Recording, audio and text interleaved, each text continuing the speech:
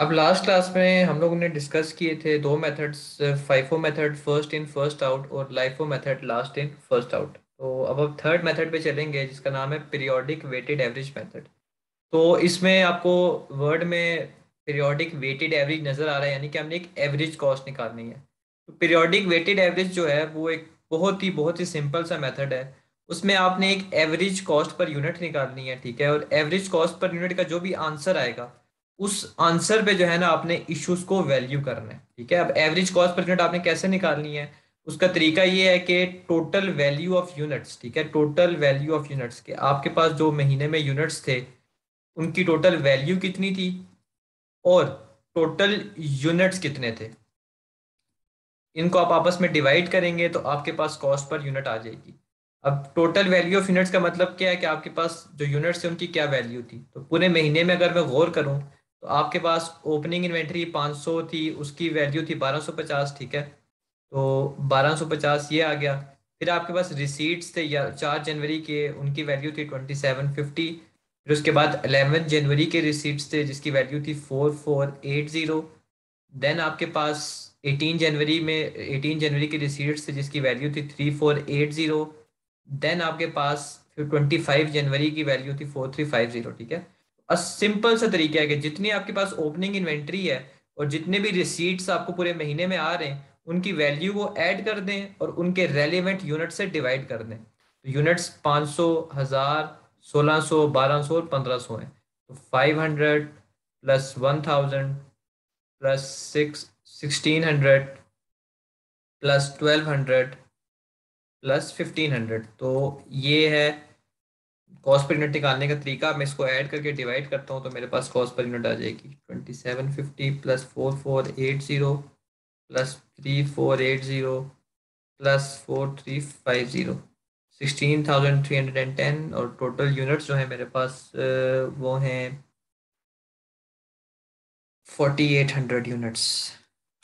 तो थ्री बल्कि units, 1250 plus 2750 plus 4480 plus 3480 plus 4350, यह आ जाएगा 16310। और जो टोटल यूनिट्स है मेरे पास वो है 500 प्लस 1000 प्लस 1600 प्लस 1200 प्लस 1500, तो ये 5800 यूनिट्स आ गए। तो 16310 को आप 5800 से डिवाइड करें, 16310 डिवाइडेड बाई 5800, तो 2.812 आ रहा है। तो मैं 2.81 ले लेता हूँ, ठीक है। तो 2.81 कॉस्ट पर यूनिट आ गई है। अब सीधा सीधा आपने जो भी महीने में इश्यूज हो रहे हैं ना इस कॉस्ट पर यूनिट पे कर देना है, ठीक है। बहुत ही आसान सा तरीका है। महीने में दो ही इश्यूज हो रहे हैं, एक इशू आपका हो रहा है 19 जनवरी को, एक इशू हो रहा है आपका 31 जनवरी को। तो दोनों को आपने इसी कॉस्ट पे इशू कर देना है। ये इतना सा ही सिंपल है, 2.81 और 2.81। अब 2100 को आप 2.81 से मल्टीप्लाई करें, 2100 टाइम्स 2.81, तो ये आपके पास आ जाएगा 5901। तो मैं इसको ब्रैकेट में लिख देता हूँ क्योंकि मैं इशू कर रहा हूँ तो माइनस होगा। फिर 1800 मल्टीप्लाई बाय 2.81, तो ये मेरे पास आ जाएगा 5058। तो अब मैं क्लोजिंग यूनिट्स निकालूँ तो यूनिट्स तो क्लोजिंग वही 1900 ही होंगे। और अगर मैं क्लोजिंग इन्वेंट्री निकालूं तो 1250 प्लस 2750, बल्कि ऑलरेडी मैंने टोटल किया हुआ 16310, उसमें से मैं सिर्फ इश्यूज की कॉस्ट को निकाल लेता हूँ। 5901 माइनस 5058, तो 5351 आपकी क्लोजिंग इन्वेंट्री की वैल्यू आ गई है। तो ये है आपका पीरियोडिक वेटेड एवरेज मेथड, ठीक है। अब सिंपल सा मेथड है, इसमें आपने जितने भी आपके पास ओपनिंग इन्वेंट्री और रिसीट्स हैं ना महीने के, ये तो उन सबको आपने उनकी वैल्यू को ऐड कर देना है, वैल्यू को, ठीक है। और डिवाइड कर देना है उनके रेलिवेंट यूनिट से। जो कॉस्ट पर यूनिट आएगी उसी कॉस्ट पर यूनिट पे महीने के जितने भी इश्यूज हो रहे हैं ना आपने उसी कॉस्ट पर यूनिट पे करने हैं। तो ये पीरियोडिक वेटेड एवरेज है। ये सिंपल सा मेथड था, ठीक है। एग्जामिनर देखें यही पूछेगा, एग्जामिनर आपसे पूछेगा कि आप मुझे बताएं क्लोजिंग इन्वेंट्री की वैल्यू क्या है फाइफो मेथड के तहत या लाइफो के तहत या पीरियोडिक वेटेड एवरेज के तहत। इस सवाल में, इस मेथड में हो सकता है वो पूछे कि यार मुझे बताओ कि इस महीने में जो आप इशू करोगे पीरियोडिक वेटेड एवरेज के तहत किस कॉस्ट पर यूनिट पे करोगे, ठीक है, तो उसका आंसर 2.81 होगा। तो ऐसे जो है ना एग्जामिनर आपसे क्वेश्चन करेगा। क्लियर है ये मेथड? कोई क्वेश्चन है इसमें?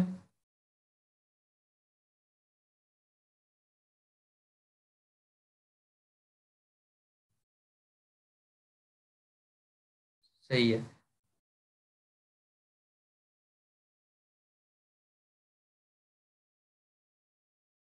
अब लास्ट मेथड है हमारा जिसका नाम है कम्यूलेटेड वेटेड एवरेज मेथड। अब इस मेथड को स्टार्ट करने से पहले मैं आपको दो तीन चीजें बता दूं जो आपने माइंड में रखनी है। अगर क्वेश्चन में उसने पूछा हुआ कि वेटेड एवरेज मेथड के तहत मुझे क्लोजिंग इन्वेंट्री की वैल्यू बताओ या इश्यूज की बताओ, सिर्फ वेटेड एवरेज लिखा हुआ, तो उसका मतलब है कम्यूलेटिव की ही वो बात कर रहा है, यानी कि वो मेथड जो भी हम पढ़ने जा रहे हैं। अगर उसने आपको पीरियोडिक वेटेड एवरेज का कहना हुआ तो वो पूरा लिखेगा कि यार पीरियोडिक वेटेड एवरेज मेथड के तहत बताओ। तो अगर सिर्फ और सिर्फ वेटेड एवरेज लिखा हुआ है तो आपने समझ लेना है कि यार ये कम्यूलेटिव की बात कर रहा है। तो किट सॉल्व करते हुए आपने ये बात अपने जहन में रखनी है। अब ये लास्ट मेथड में हम डिस्कस करते हैं कम्यूलेटिव वेटेड एवरेज मेथड, ये कैसे वर्क करता है। कम्यूलेटिव वेटेड एवरेज मेथड आपको ये कहता है कि जब आपने इशू करना हो, ठीक है, कोई भी आपने मटेरियल्स जब इशू कर रहे हो, तो आपने देखना है कि इशू से पहले आपके पास कितना मटेरियल पड़ा हुआ है और उसकी कितनी वैल्यू है। उनको आपस में आपने डिवाइड करके जो कॉस्ट पर यूनिट आएगी उस पे आपने इशू करना है। अब वो कैसे करना है मैं आपको बताता हूँ। अब 18 जनवरी तक तो हमारे पास कोई इशू नहीं था, हमारा 19 जनवरी को इशू आया, तो मैं यहाँ पर थोड़ा स्पेस लिख के लिखता हूँ 19 जनवरी। 19 जनवरी को हमने जो इशू करने थे, क्योंकि मैंने इशू करना है मैं ब्रैकेट डालूंगा यानी कि माइनस करना है, 2100 यूनिट्स करने थे। तो कम्युलेटिव वेटेड एवरेज मेथड ये कहता है कि हर इशू से पहले आप देखो कि आपके पास टोटल कितने यूनिट्स मौजूद हैं और उनकी वैल्यू क्या है। तो अगर मैं यहाँ पर टोटल यूनिट्स निकालूं तो इशू से पहले मेरे पास जो यूनिट्स मौजूद हैं वो हैं 2800, 3800 और 4300 है। 4300 यूनिट्स मौजूद हैं और इनकी मैं अगर वैल्यू निकालूं, वैल्यू का मतलब है इस सबको मैं ऐड कर दूंगा, तो ये आ जाएगी 1250 प्लस 2750 प्लस 4480 प्लस 3480, तो ये 11960 आ गया। अब इनको आपस में डिवाइड करके जो कॉस्ट पर यूनिट आएगी उस कॉस्ट पर यूनिट पे हमने ये 2100 इशू को वैल्यू करना है। तो 11960 को अगर मैं 4300 से डिवाइड करूं तो मेरे पास 2.78 आ रहा है। तो जो 2100 यूनिट्स मैंने इशू करने हैं वो मैं इस 2.78 पे करूंगा। तो ये कहलाता है cumulative average method, cumulative weighted average method. Clear है ये? 2100 को 2.78 से आप मल्टीप्लाई करो तो आपके पास आ जाएगा 5838। ऐसे आपने चीजों को लेके चलना है। यहां तक क्लियर है आपको?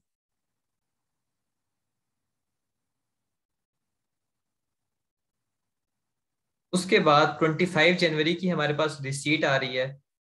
25 जनवरी की रिसीट कितनी आ रही है? 1500। और उस रिसीट की वैल्यू क्या है? 4350। अब उसके बाद दोबारा जो है मेरे पास 31 जनवरी को इशू आ रहा है, 31 जनवरी को इशू आ रहा है। इशू का मतलब है ब्रैकेट, मतलब मैंने इशू करना है तो नेगेटिव बैलेंस नेगेटिव में शो करूंगा, और 1800। अब सवाल ये पैदा होता है कि ये 1800 मैंने कितनी वैल्यू पे इशू करना है। तो वही चीज हम देखेंगे कि यार मेरे पास अभी कितने यूनिट्स मौजूद हैं और उनकी वैल्यू कितनी है। तो मैं यहाँ पर पीछे को टोटल करता हूँ। मेरे पास 4300 यूनिट्स थे जिसमें से 2100 में दे चुका हूँ। 4300 में से 2100 में माइनस करूंगा, 2200 बच के, प्लस मेरे पास 1500 न्यू यूनिट्स आए 25 जनवरी को, तो उनको मैं ऐड कर दूंगा। मेरे पास इन्वेंट्री में 3700 यूनिट्स मौजूद हैं। उसकी वैल्यू निकालने के लिए मैं दोबारा वही टोटल करूंगा। 11960 की इन्वेंट्री हमारे पास ऑलरेडी टोटल्ड है, इसमें से 5838 में दे चुका हूं, तो 11960 में से 5838 में माइनस करूंगा, 6122 आ जाएगा, प्लस 4350 की मजीद आई है तो उसको मैं ऐड कर दूंगा। टोटल जो मेरे पास बन जाएगा वो बन जाएगा 10,472। अब इन दोनों को मैं आपस में डिवाइड करके कॉस्ट पर यूनिट निकालूंगा और उस कॉस्ट पर यूनिट पे मैं ये 1800 को इशू करूंगा। तो 10472 डिवाइडेड बाय 3700 आपको 2.83 दे रहा है। 2.83 पे आपने 1800 को वैल्यू करना है, तो 1800 टाइम्स 2.83 आपको 5094 देगा, 5094। तो अगर अब मैं क्लोजिंग इन्वेंट्री निकालूं, क्लोजिंग जो यूनिट्स हैं वो तो 1900 ही होंगे।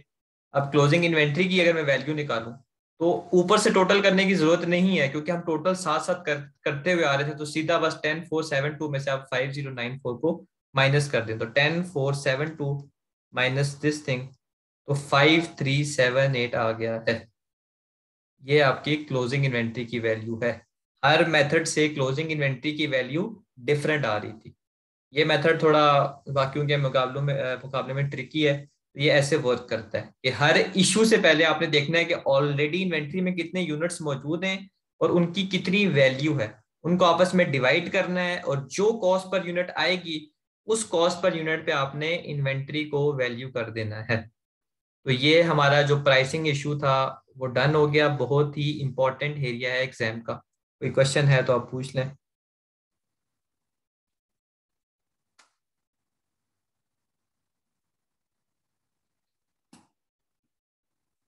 अब इसके थ्योरेटिकल पार्ट पे आते हैं, और इसका थ्योरेटिकल पार्ट भी बड़ा इंपॉर्टेंट है और एग्जाम में टेस्ट होता है, ठीक है। फाइफो लाइफो का ही मोस्टली पूछा जाता है। अब एक क्वेश्चन है, ये कुछ पॉइंट्स मैंने लिखे हुए हैं कि अगर for example materials price rise कर रही है, ठीक है, मटेरियल्स क्वेश्चन में वो पूछता है कि यार मटेरियल्स की प्राइस राइज कर रही है तो मेथड्स में क्या इफेक्ट होता है, फाइफो मेथड करने से क्या होगा, लाइफो से क्या होगा। बड़ा इंपॉर्टेंट चीज है, मैं आपको समझाता हूँ। अब पहले मैंने लिखा हुआ है कि if material prices are rising, यानी कि जो मटेरियल है इन्वेंट्री की प्राइसेस में इजाफा हो रहा है, इन्फ्लेशन वो लिखेगा वर्ड, इन्फ्लेशन का मतलब ये है महंगाई हो रही है, उस वक्त फाइफो मेथड अगर आप यूज करेंगे तो आपकी जो प्रोडक्शन कॉस्ट है वो लो होगी और प्रॉफिट हाई होगा और क्लोजिंग इन्वेंट्री की वैल्यू भी हाई होगी। इस सब का क्या मतलब है मैं अभी आपको एक एग्जांपल से समझाता हूँ, ये बड़े इंपॉर्टेंट ये कॉन्सेप्ट है। अब वो कह रहे हैं मटेरियल्स की प्राइस राइज होती है, तो मैं अपने से एक एग्जांपल खुद से क्रिएट करता हूँ। फॉर एग्जांपल 1 जनवरी को जो मैंने मटेरियल लिया था उसकी प्राइस होगी $4, और क्योंकि महंगाई हो रही है तो 31 जनवरी का मटेरियल है, उसकी प्राइस फर्स्ट करें कितनी होगी, $8। अब हम फाइफो मेथड यूज कर रहे हैं। अब फाइफो मेथड हम यूज कर रहे हैं, तो फाइफो मेथड यूज करने का मतलब ये है कि सबसे पहले मैं पुरानी वाली इन्वेंट्री दूंगा, और जो पुरानी वाली इन्वेंट्री है उसकी कॉस्ट कितनी है, $4। यानी कि जो मैं इन्वेंट्री दूंगा उसकी कॉस्ट कम होगी। इसीलिए मैंने ये लिखा हुआ है कि अगर फाइफो यूज कर रहे हैं आप और मटेरियल्स प्राइस राइज कर रही है, क्योंकि आप पुरानी वाली इन्वेंट्री पहले देंगे तो प्रोडक्शन कॉस्ट जो है आपकी वो लो होगी। अगर कॉस्ट कम होती है तो इसका ऑब्वियस सा मतलब यही होता है कि प्रॉफिट क्या होगा, ज्यादा होगा। तो कॉस्ट और प्रॉफिट आपस में रिलेट होते हैं, तो अगर प्रोडक्शन कॉस्ट लो है तो प्रॉफिट हाई होगा। अब जो लास्ट चीज है कि जो क्लोजिंग इन्वेंट्री वैल्यूज है वो हाई होंगी, इसका क्या मतलब है, इसका मतलब ये है कि जो क्लोजिंग इन्वेंट्री में आपके पास सामान पड़ा हुआ है ना, वो उसकी वैल्यू हाई होगी। मैं उसकी रीजन बताता हूँ। अब आप फाइफो पढ़ें, आप फाइफो यूज कर रहे हैं, फाइफो यूज कर रहे हैं यानी कि आप जो पुराना मटेरियल है जो सस्ते वाला है उसको सबसे पहले इशू करेंगे। तो आपके पास जो सामान पड़ा हुआ है उसमें से पुराना आप सबसे पहले इशू कर रहे हैं, तो क्लोजिंग इन्वेंट्री यानी कि जो बच गया है वो ये नए वाला होगा ना, क्योंकि पुराना तो आप पहले इशू कर रहे हैं, तो जो आपके पास बचा होगा वो न्यू वाला होगा। तो न्यू वाला क्योंकि महंगा है इसीलिए जो क्लोजिंग इन्वेंट्री की वैल्यू है वो हाई होगी। तो ये थर्ड बात है। तीन चीजें जो जिसका पता होना आपको जरूरी है, तो ये इस एग्जांपल से मैंने आपको समझाया है। ये पॉइंट क्लियर है आपको, जो मटेरियल प्राइस अगर राइज करें तो क्या इफेक्ट होगा अगर फाइफो मेथड हम यूज करें। कोई क्वेश्चन है तो पूछ लें।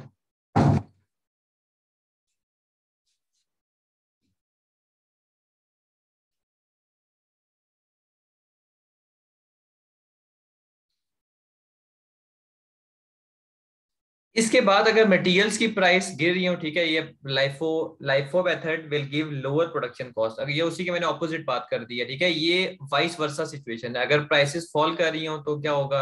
अब अगर फॉर एग्जाम्पल प्राइस राइज कर रही है, प्राइस राइज कर रही है और आप फाइफो लाइफो यूज कर रहे हैं, तो मैंने ये लिखा हुआ है। चार चीजें मैंने आपको एक ये शॉर्टकट याद करने का, इससे भी आप याद कर सकते हैं कि प्राइस हाई कर रही है और आप लाइफो यूज कर रहे हैं।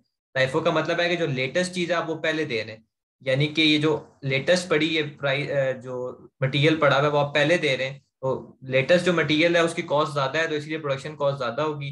कॉस्ट ज्यादा होती है तो प्रॉफिट कम होता है। तो क्लोजिंग इन्वेंट्री की वैल्यू कम होगी, क्योंकि आप लाइफो यूज करें तो आप ये वाली चीज दे रहे होंगे, तो पीछे आपकी ये बच गई होगी जिसकी वैल्यू कम है। इसी तरह अगर प्राइस फॉल कर रही है, ये मैंने लिखा हुआ है, अगर प्राइस फॉल कर रही है तो प्रोडक्शन कॉस्ट ज्यादा होगी, क्योंकि प्राइस फॉल कर रही है तो जो पुरानी चीज है वो महंगी होगी। मैं इस सिचुएशन की बात कर रहा हूँ, पुरानी चीज महंगी होगी जो सबसे पुरानी पड़ी है, क्योंकि अभी तो चीजों में सस्ती हो रही है ना, तो पुरानी चीज महंगी है तो कॉस्ट ज्यादा होगी, कॉस्ट ज्यादा होगी तो प्रॉफिट कम होगा। और क्योंकि नई चीज क्लोजिंग इन्वेंट्री में बच जाएगी, पुरानी आप इशू कर रहे हैं तो क्लोजिंग इन्वेंट्री की वैल्यू कम होगी। इसी तरह ये लाइफो का है।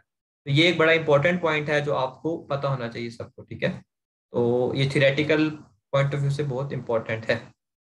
तो ये था हमारा प्राइसिंग इशू ऑफ मटेरियल जो कि फिनिश हो चुका है। अब आगे कुछ फॉर्मूलाज हैं, ठीक है। कुछ आपने अगर बजट बनाना है, आप कोई बजट बनाना चाह रहे हैं तो उससे रिलेटेड कुछ फॉर्मूलाज हैं। एक है raw material purchase formula, raw material usages formula, production units formula, ठीक है, और एक फ्री इन्वेंट्री का फार्मूला है। तो अब आप मैनेजर हैं, मैनेजमेंट में इन्वॉल्व हैं, आप अकाउंटेंट हैं, अब आपने बजट बना के देना है अपने कंपनी को कि यार आपको कितने रॉ मटेरियल परचेज करने चाहिए, तो उसका फॉर्मूला क्या होगा। तो रॉ मटेरियल परचेज का फॉर्मूला होता है रॉ मटेरियल यूजेज, कि कितना रॉ मटेरियल आपने इस्तेमाल करना है, प्लस क्लोजिंग इन्वेंट्री, कि रॉ मटेरियल की क्लोजिंग इन्वेंट्री आपने कितनी कीप करनी है। क्लोजिंग इन्वेंट्री का मतलब यह है कि आप क्या चाहते हैं कि साल के आखिर में कितनी आपके पास बची रहे, minus opening inventory. Opening inventory का मतलब है जो कि ऑलरेडी आपके पास मौजूद है, तो इससे आपके पास परचेजेज आ जाएगा। फॉर एग्जाम्पल आपका जो यूजेज है वो 1000 kg है, और आप चाह रहे हैं कि 200 kg जो है वो मेरा साल के आखिर में मेरे पास हो, और ऑलरेडी आपके पास 400 kg मौजूद है, तो आप कितना मटेरियल परचेज करेंगे, तो वो आपके पास आ जाएगा 800, ठीक है। 800 kg आप परचेज करेंगे। ऐसे आपने रॉ मटेरियल परचेजेस कैलकुलेट करनी है, ठीक है। सिंपल सा फॉर्मूला है raw material usages plus closing inventory minus opening inventory. ये मैंने केजी लिखा हुआ है, ये इसलिए लिखा हुआ है कि एग्जामिनर आपको कंफ्यूज करता है। अगर आप रॉ मटेरियल परचेज का फॉर्मूला, आप रॉ मटेरियल परचेज निकालना चाह रहे हैं, तो जो क्लोजिंग इन्वेंट्री और ओपनिंग इन्वेंट्री है वो भी आप रॉ मटेरियल की लेंगे। तो रॉ मटेरियल मैंने यहाँ पर मटेरियल कंसीडर किया, तो केजीज में होता है, तो वो आप केजी लोगे। इसके बाद फॉर एग्जाम्पल आपको उसने रॉ मटेरियल परचेज का कहा और रॉ मटेरियल यूजेज ना दिया हो, तो रॉ मटेरियल यूजेज भी आप निकाल सकते हैं इस फॉर्मूले के तहत। फॉर्मूला क्या है, production units multiply by raw material per unit. आसान सा फॉर्मूला है। रॉ मटेरियल यूजेज का मतलब है कि आपने कितना मटेरियल इस्तेमाल करना है, तो आप देखेंगे कि यार मैंने कितने यूनिट्स बनाने। फॉर एग्जाम्पल आपने 100 यूनिट्स बनाने, फिर आप देखेंगे कि यार एक यूनिट को बनाने में कितना रॉ मटेरियल लगता है। फॉर एग्जाम्पल एक यूनिट को बनाने में आपका 8 केजी लगता है, ठीक है। तो आपके जो टोटल यूजेज है वो कितना होगा, 800 kg होगा ना, क्योंकि 100 यूनिट्स आपने बनाने, एक यूनिट को बनाने में 8 kg लगता है, तो रॉ मटेरियल यूजेज 800 kg आ जाएगा। तो ये रॉ मटेरियल यूजेज का फॉर्मूला। अब वो हो सकता है आपको जो रॉ मटेरियल यूजेज के लिए प्रोडक्शन यूनिट्स भी ना दे, तो वो भी आप एक फॉर्मूले के तहत निकाल सकते हैं। वो ये फॉर्मूला है सेल्स यूनिट्स, आपने देखना है कि आप कितने यूनिट्स बेचेंगे, कितने आपने बेचने, प्लस क्लोजिंग इन्वेंट्री, कि कितने यूनिट्स आप चाहते हैं कि यार मेरे पास क्लोजिंग में मौजूद हो, माइनस ओपनिंग इन्वेंट्री। इसका मतलब ये है कि कितने आपके पास ऑलरेडी मौजूद है, उनको तो आप माइनस कर देंगे ना, क्योंकि वो तो आपके पास ऑलरेडी मौजूद है, वो बनाने की जरूरत नहीं है। तो ये तीन फॉर्मूलाज हैं, ये आपस में रिलेटेड हैं। और एग्जामिनर जो है ज्यादातर चांसेस यही है कि आपको रॉ मटेरियल परचेज कर दे और आपसे यूजेज और प्रोडक्शन यूनिट्स निकलवाए, ठीक है। तो यूनिट्स में जो क्लोजिंग इन्वेंट्री आप ले रहे हो, क्योंकि आप यूनिट्स की बात कर रहे हो, तो जो कंप्लीटेड यूनिट्स हैं उनकी क्लोजिंग इन्वेंट्री आएगी, ठीक है। और परचेजेस की अगर आप बात करें रॉ मटेरियल की, तो आपने जो रॉ मटेरियल है सवाल में वो लीटर्स में हो सकता है, केजीज में हो सकता है, ठीक है, वो जो जिसमें भी होगा आपने वो वाला लेना है। तो ये जो क्लोजिंग और ओपनिंग इन्वेंट्री है इसमें आपने कंफ्यूज नहीं होना। अब इसके बाद एक और चीज है जो आपने याद रखनी है। अब रॉ मटेरियल परचेज, अगर वो आपसे कहता है मुझे बताओ कि आपने ऑर्डर प्लेस करना है रॉ मटेरियल का, तो उसका मतलब भी यही है, ठीक है, रॉ मटेरियल परचेज ही है। अगर वो कह रहा है कि ऑर्डर प्लेस करना है ऑफ रॉ मटेरियल, तो ये जस्ट वर्डिंग उसने चेंज की है, तो यही फॉर्मूला आपने यूज करना है, ठीक है। अगर वो फॉर एग्जाम्पल आप लोग खुद प्रोडक्शन नहीं कर रहे, आप बने बनाए यूनिट्स मंगवाते हैं, तो वो प्रोडक्शन यूनिट्स की जगह आपको कहेगा मुझे बताओ ऑर्डर क्वांटिटी क्या है, मैंने यूनिट्स मंगवाने, तो मैं कितने यूनिट्स ऑर्डर करूं या साइज ऑफ ऑर्डर क्या है। तो ये डिफरेंस है जो आपने जहन में रखना है।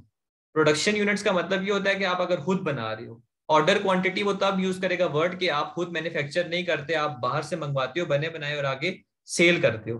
तो फॉर्मूला सेम है, जस्ट वर्डिंग डिफरेंट है, ठीक है। अगर वो ऑर्डर क्वांटिटी आपको यूनिट्स की ऑर्डर क्वांटिटी यूनिट्स की बात कर रहा है तो आपने प्रोडक्शन यूनिट्स कंसीडर करना है या size of order word use करेगा। अगर वो आपको कह रहा है कि रॉ मटेरियल का कितना मैंने ऑर्डर प्लेस करना है तो इसका मतलब है वो रॉ मटेरियल परचेज की बात कर रहा है। जस्ट ये वर्डिंग का ट्विस्ट है और कुछ भी नहीं है। इसके बाद एक और फॉर्मूला है फ्री इन्वेंट्री का, कि फ्री इन्वेंट्री के आपके पास कितनी इन्वेंट्री फ्री पड़ी है। उसका फॉर्मूला सिंपल है, इन्वेंट्री इन स्टोर्स, कि आपके पास स्टोर्स में कितनी मौजूद है, प्लस कितनी मजीद आ रही है inventory on order, minus inventory requisition, कि कितनी आपसे रिक्वेस्ट की गई है, ये प्रोडक्शन डिपार्टमेंट वालों ने आपसे कितनी रिक्वेस्ट की है कि मुझे भेजो। इसको आप इसमें से माइनस करेंगे तो आपके पास फ्री इन्वेंट्री आ जाएगी। ये फॉर्मूलाज हैं, ठीक है। इनमें कोई क्वेश्चन है तो आप पूछ लें।